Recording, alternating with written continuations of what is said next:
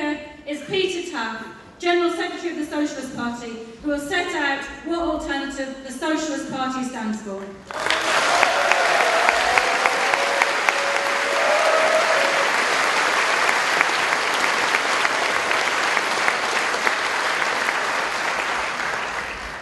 Comrade Chair and comrades, what marvellous speakers we've had tonight from the youth who've learnt enormously, obviously, from the Jarrow March. And we've had tremendous speakers. In fact, I feel almost like an oppressed minority on this platform. I'm the token male.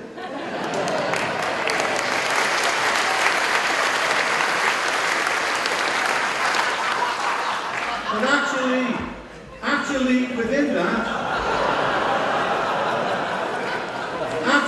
within that is a serious point. That we're proud to have attracted to our banner the most oppressed layers of capitalist society in the youth and women. Because they are the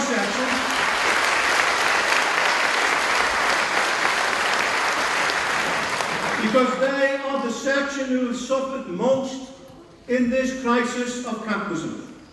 The Jarrow marches have marched into history. And let me hint you a little secret. And this will surprise our comrades on the left, geographically and politically.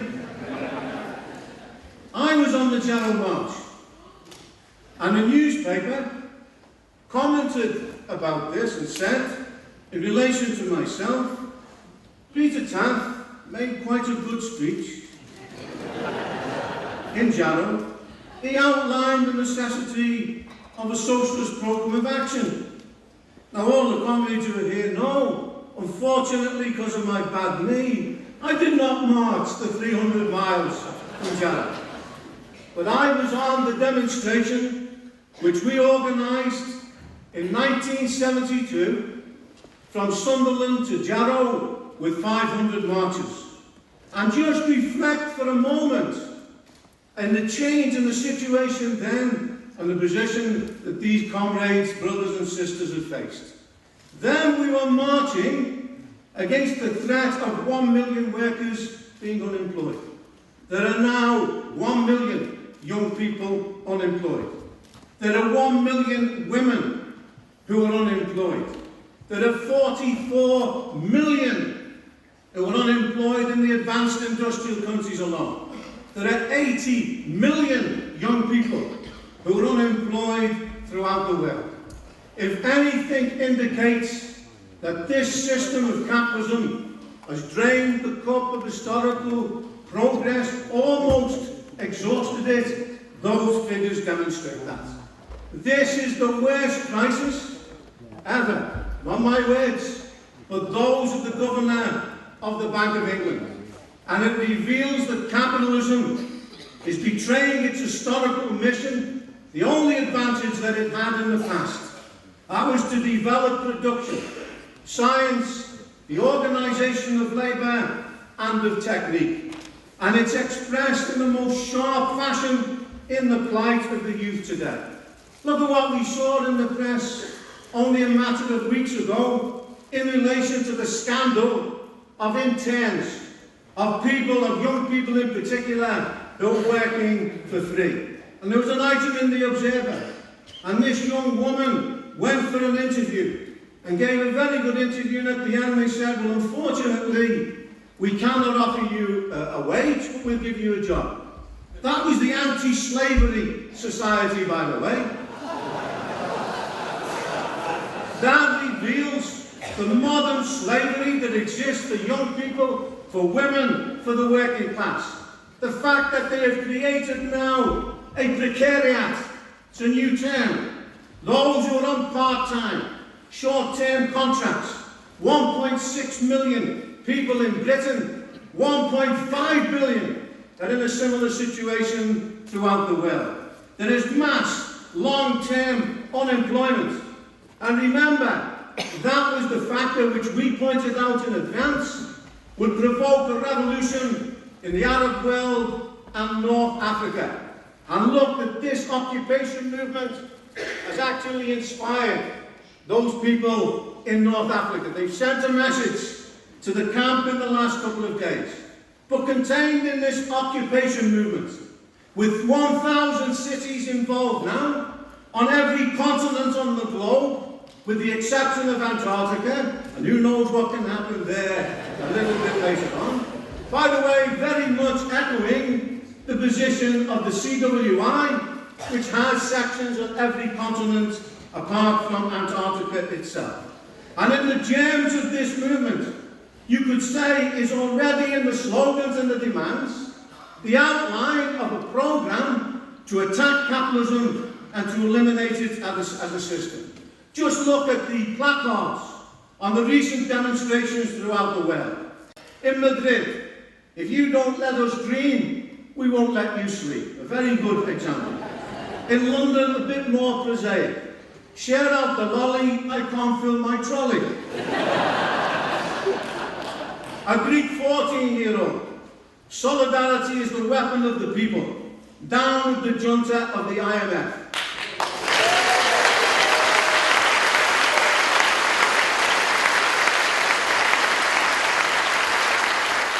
And my favourite, of a Spanish young woman in Madrid, futureless youth, no house, no job, no pension, but this is the crucial point, no fear.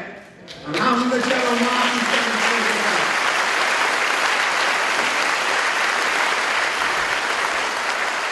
They might have missed the bankers, but they've had a profound effect on the Church of England. And who knows, the Archbishop of Canterbury may yet become the kind of Father Gapon that led the 1905 revolution in Russia. I don't think so, but we all live in hope. But those movements are enormously important, but they're also symptomatic of what is taking place in society today.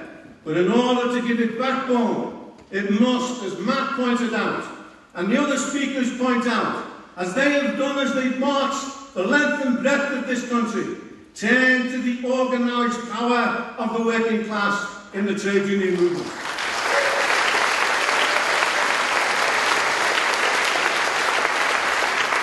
That power is shown on March the 26th, on June the 30th, and in the looming titanic struggle which Janice has explained will take place later this month, we hope.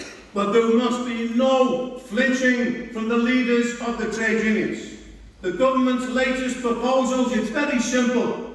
To answer those arguments, you will still pay more, you will work longer, and you will get less. And there's no reason why this strike should be called off, or unless the government completely withdraws its proposals on pensions. Even a right-wing politician in Italy, Bossi, gave a warning to Berlusconi. If you touch the people's pensions, they will kill you and they'll kill me as well. And that's very good advice, I would say. We don't advocate this, but to the leaders of the trade union movement. If you let the working class down today, if you retreat, you will not be forgiven. We are playing here for high stakes.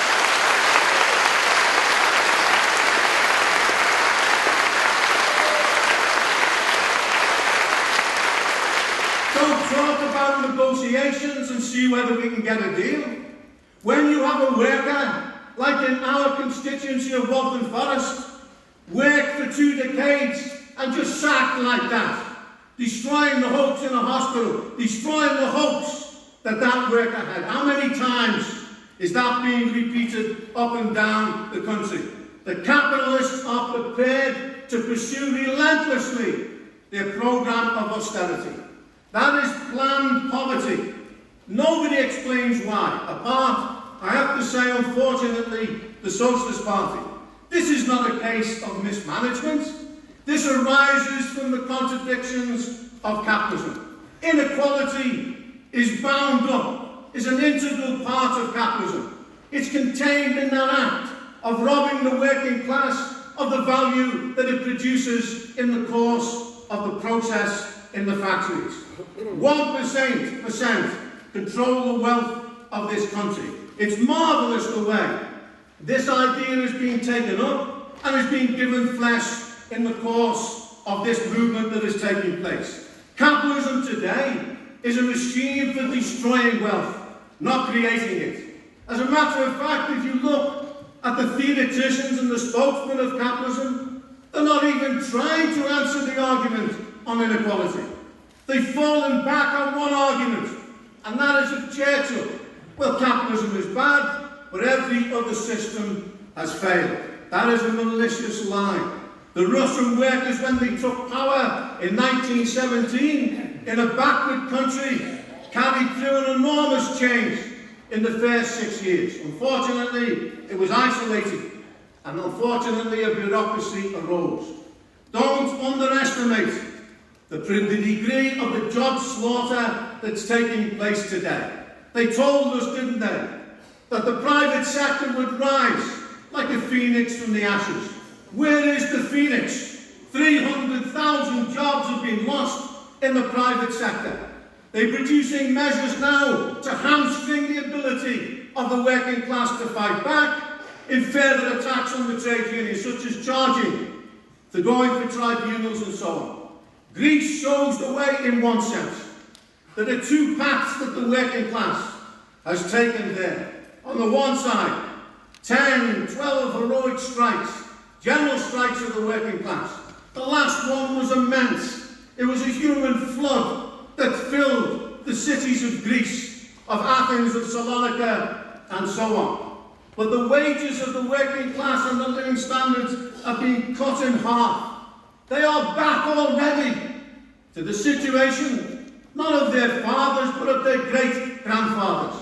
They're in the position of the working class in Germany in 1933, on the eve of Hitler coming to power. And with all due respect to the leader of New Labour, Ed Moribund, because that's how he is, there's not a squeezed middle in Greece. There is a crushed middle. There is a crushed working class. The working class of Greece could have taken power 2 or 3 times in the last 3 years. We have a revolutionary or a near revolutionary situation. Can't avoid expressing this in a work I quoted in The Guardian yesterday. If you have any doubts about the mood of working people, this is what a worker, a fruit seller, said on the streets of Athens on Thursday. Guillotines should be erected outside Parliament. They have brought us to the point of catastrophe.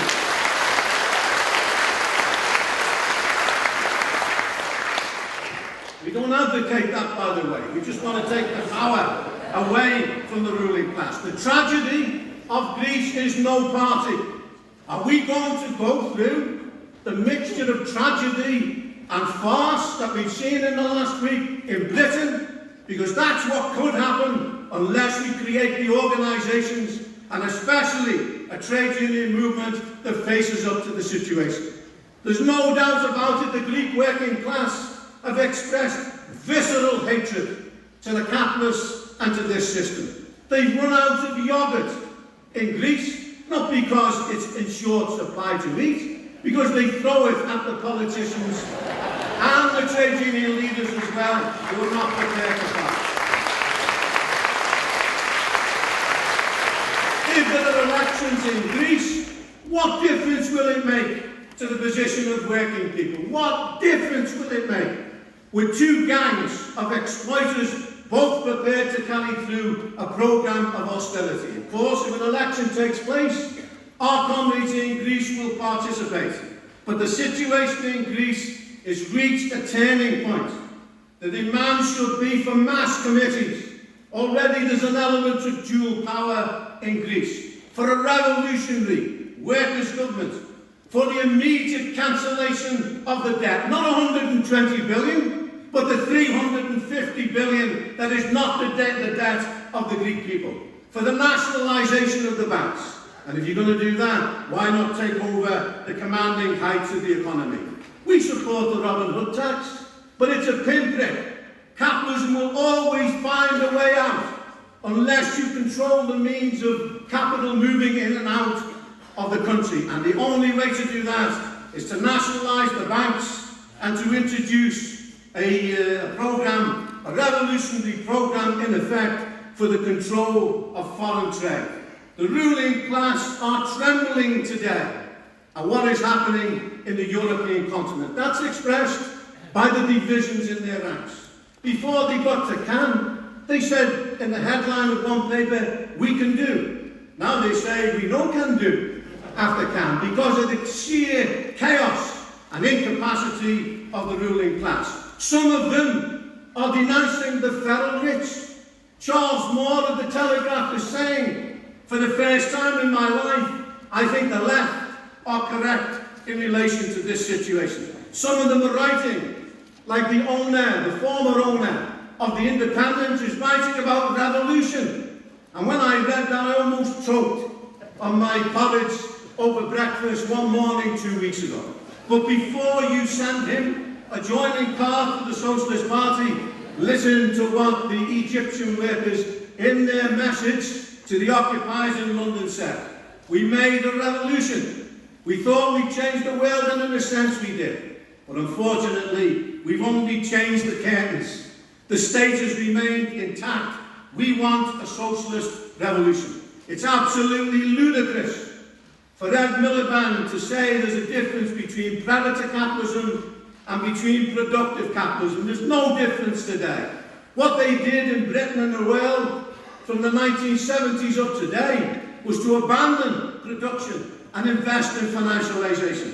That has resulted in the crash that we see around us today. It resulted in the millions who are out on the stones, not just here, or in Europe, but in America, where the wages of the American workers officially are back to the position of the 1950s themselves. This system is a mad system, but there's a method in its madness. They are prepared to tolerate millions of workers unemployed. They're prepared to contemplate the cruel destruction of the lives of the disabled. They're prepared to tolerate this generation wasting on the scrappy if it maintains their God, which is profit. Their system is based upon production for profit and not on the basis of the social needs of working people.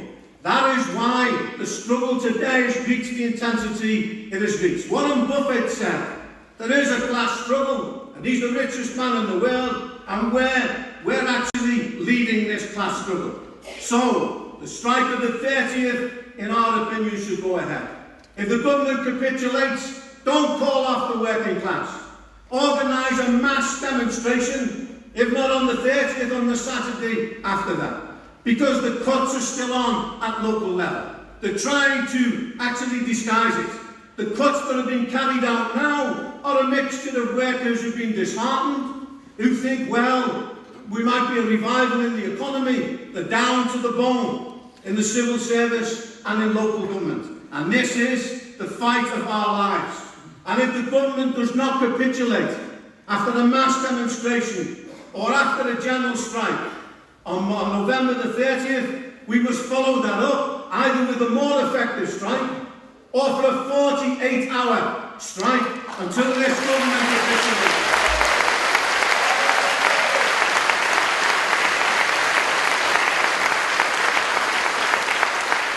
As all the speakers from this platform have said, this is indissolubly linked now with the idea of socialist change. Socialism has come back, roaring onto the agenda of the working class and the labour movement, when they thought they'd buried it under the rubble of the Berlin Wall. The capitalists have had no challenge in effect for 20 years. But my God, you have a challenge now from the youth, from the women, from the working class. 300 families hold the fate of this planet in their hands. That's not us saying that. That's the United Nations that said in 1996 they control 40% of the world's wealth. Billionaires have trebled even during this crisis. There's never been a period in history of such a concentration of wealth and of power. You cannot just challenge them on one issue. If you look at Cameron, if you look at Osborne, if you look at the Tories, they think they're born to rule. Look at the arrogance on their faces. If they have a setback, they don't give in. Sometimes the working class is a bit soft. Sometimes they have the milk of human kindness when they win a victory. If you have a victory, you have to press forward, because this class and this gang are prepared to destroy everything that's been built up over generations of struggle. We must build a movement just as resolute, just as determined to confront them, not the excuse of a Labour Party like we have now with Miliband's party. You know, recently I was looking in relation to the trade union leaders and their attitude of trying to reclaim this party. And there was revelations about a woodpecker that came out recently. And I was actually interested in the article. It was quite incredible that the woodpecker actually pecks the tree 6 or 7 times every second with enormous power. Why doesn't it break its neck? Because it's got an inbuilt headgear, if you like. Well, the trade union leaders in Britain are saying they're going to reclaim the Labour Party like the woodpecker, except they haven't got the internal structure. They're knocking their head against the brick wall. They're knocking their head not against... it's a bit drawn out, this analogy. We have to demand that the Labour movement faces up industrially, but also politically as well. If you don't have an electoral alternative, the right wing controlling New Labour faces no challenge. What do? They just go ahead with the cuts irrespective. If there was a left party, if there was a workers' party, they'd have to look over their shoulder. By the way, we don't consider the mass workers' party the end of the struggle, because unless you have inside that party a mass backbone of Marxism, you can have what we've seen in Germany with the left party. But because they went into government and carried few cuts, we have the pirate party now gaining positions in the Berlin Parliament. No, but at least it's a step forward of rallying the working class, of opening up a forum for discussion and opening up a forum for debate. We are approaching a very key period in the history of the working class movement in Britain and internationally. And the Jarrow marches have given us a very good example of determination and preparedness to struggle. This was a political triumph. It was also an organisational triumph in the way that it was organised. They did not have behind them the resources of the Labour movement formally that you had in 1931. It was done through the marvellous, inspired attitude of rank-and-file workers throughout the country.